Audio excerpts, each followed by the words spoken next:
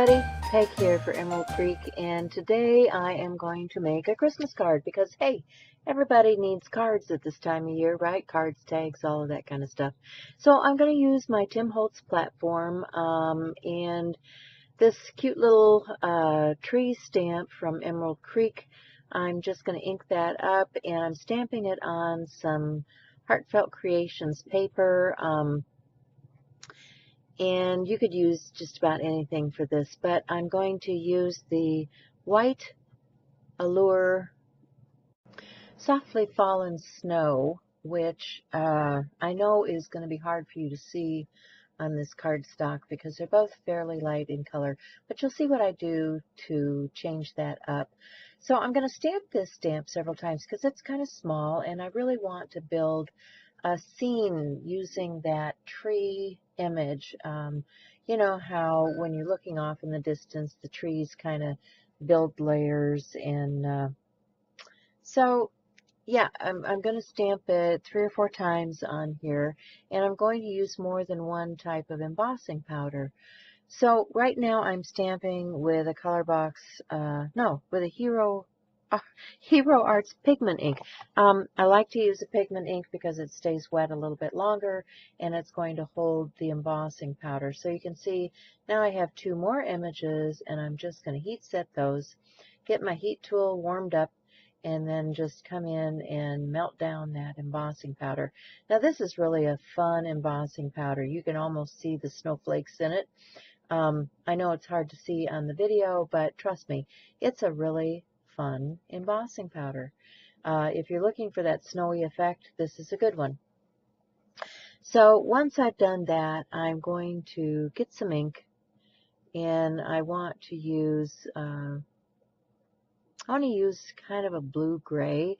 So I'm reaching for my Stormy Sky Distress Oxide, and I'm going to just go over the area that I just embossed.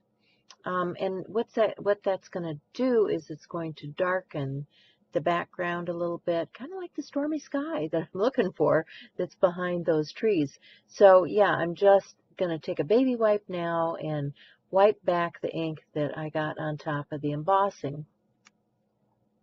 So you can see now that that's starting to come through a little bit more. And, you know, I don't want this really in your face. I want it to be subtle, but I want it to be snowy and pretty. So now I'm using my Tim Holtz tool to distress the edge of this cardstock. I have this cut down to, I think, 4 by 5 1/4, so it's just going to fit right on the front of a standard size note card. And so I'm looking at other products I might use. You know, kind of fly by the seat of my pants here. Something else that works for snow would be that liquid, what do they call it? Liquid fabric, something like that. But so now I'm grabbing the other piece of my paper that I cut my card front from, and I'm going to use this Season's Greetings stamp, and I want to stamp that in Versamark onto my paper, and I'm going to stamp it several times to make sure it's good and wet. That's the nice thing about these tools. So now that I have it stamped, I'm going to use my silver, which is called Silver Sparkle Classic embossing powder. And I'm just going to emboss that image.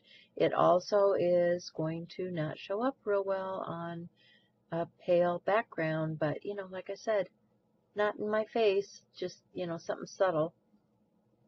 And so then I have this cute little snowflake stamp from Emerald Creek, and I'm going to stamp that in a couple of different colors. I'm doing a 2nd generation stamp. This chalk, which is azurite, is quite bold, and I want to, you know, soften that up a little bit just by doing a 2nd generation stamping. So I'll clean that off, and then I'm going to grab another ink in a blue. This happens to be from Prima. It's a Worn Jeans color. And So I'm just going to put a few more of those snowflakes down in a different color, clean off my embossing once again, and then I want to emboss the snowflake in the silver. So yeah, I'm just going to add, I'm trying to figure out now, where do I want my sentiment to be, or, you know, so where am I going to place my snowflakes and my sentiment? And while I'm at it, I'm going to take that worn jeans and just go around the edge of my card, give it a little more emphasis and bring the focal point back into the center of the card.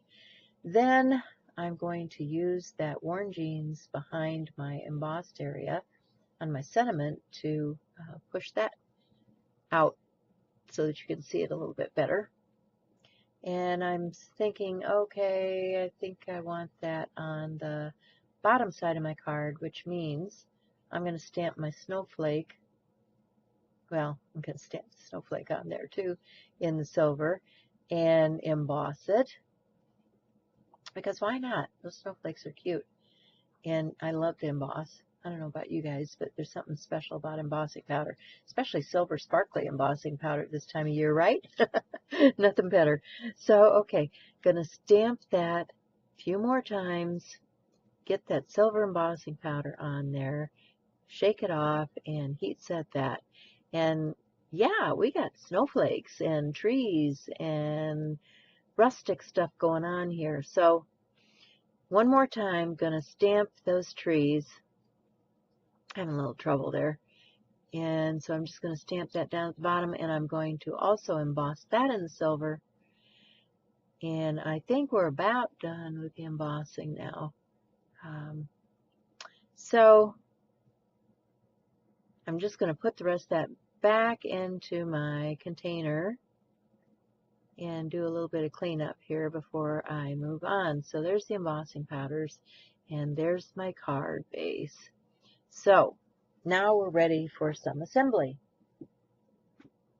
So I'm going to grab a card. I'm just looking through my blues trying to find the right color of a background card, and I think I found one that will work for me.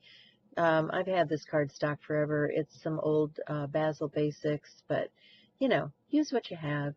Use what you have. I've had this in my stash forever. So I'm going to glue that down. I'm going to use some Sukwang tape and tape it down, but then I'm also going to grab my Scotch glue. I like to use a little bit of glue on top of the tape, because if you do that, then you've got a little bit of wiggle room. You know, suppose you don't get something on straight and you want to make sure that you can wiggle around. It's just another layer of security and gives me a little bit of wiggle room.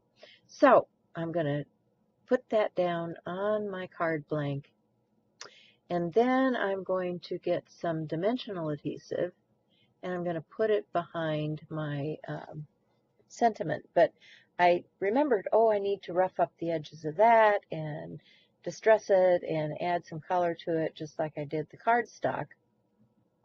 So that's what I'm going to do. I'm going to grab some ink. I'm going to put a little bit of that around the edge and figure out, yep, I'm still trying to figure out where it's going to end up.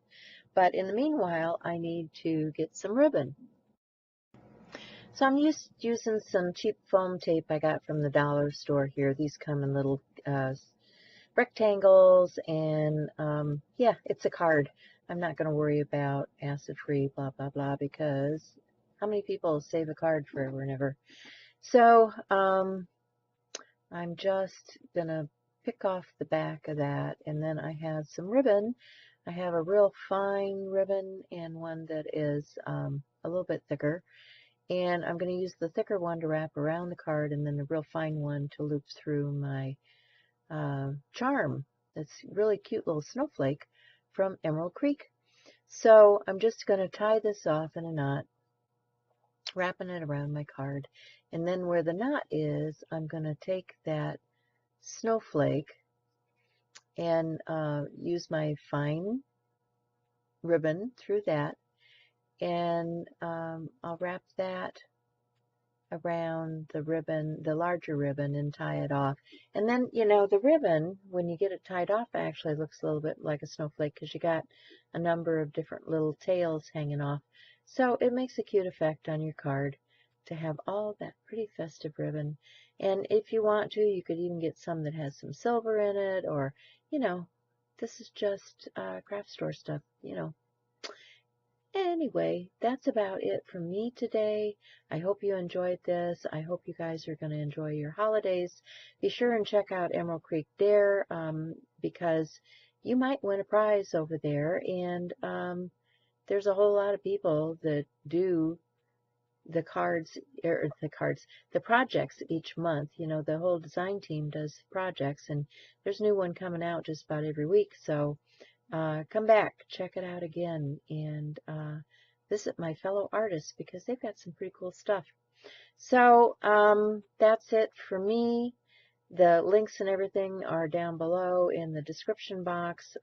Be sure and go shop Emerald Creek. They make great gifts for your crafty friends. So I'll see you again soon. Bye for now.